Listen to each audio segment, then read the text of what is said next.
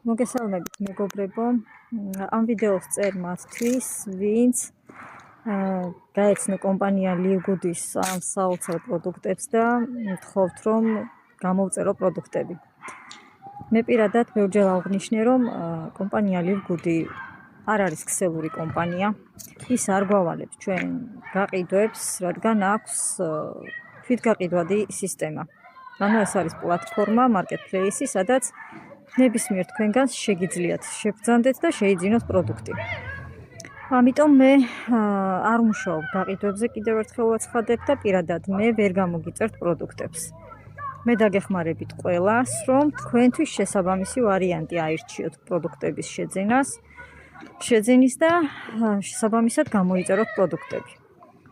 იმიტომ რომ კომპანიას აქვს სხვადასხვანაირი შემოთავაზება, ანუ შეგიძლიათ დარეგისტრირდეთ კომპანიაში, როგორც მისი კლუბის წევრი და ისარგებლოთ ფასდაკლებით, 75%-იანი ფასდაკლებით, ანუ სხვა პროდუქტებისგან განსხვავებით. და იხდით ყოველთვიურ საწევროს $10, როგორც მისი კლუბის წევრი.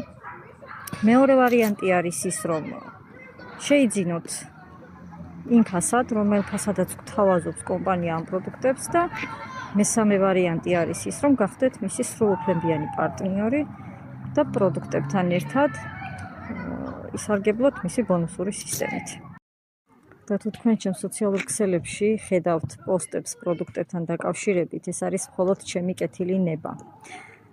იმიტომ რომ კომპანიას აქვს უძლიერესი პროდუქტი. საოცარი პროდუქტებია მართლაც და მინდა რომ ყველა ადამიანის ყურამდე მივიდეს, იმიტომ რომ ძალიან ბევრს გჭირდება დღეს ეს პროდუქტები.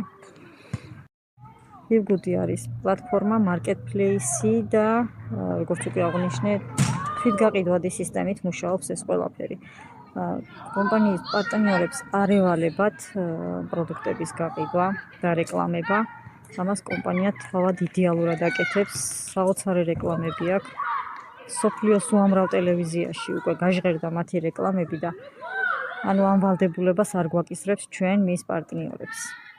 ხა ლოგიკურად ჩდება კითხვა, თუ არ ყიდით არაფერს, მაშინ რაში გვიხდის კომპანია ფულს.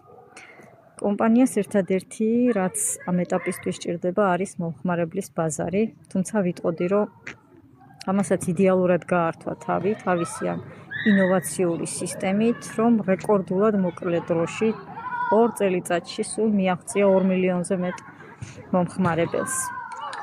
ჩვენი ერთადერთი მიზანი არის, რომ პროდუქტების შესახებ კი არა, კომპანიის შესახებ გავცეთ რეკომენდაცია. აი სწორედ ამ რეკომენდაციას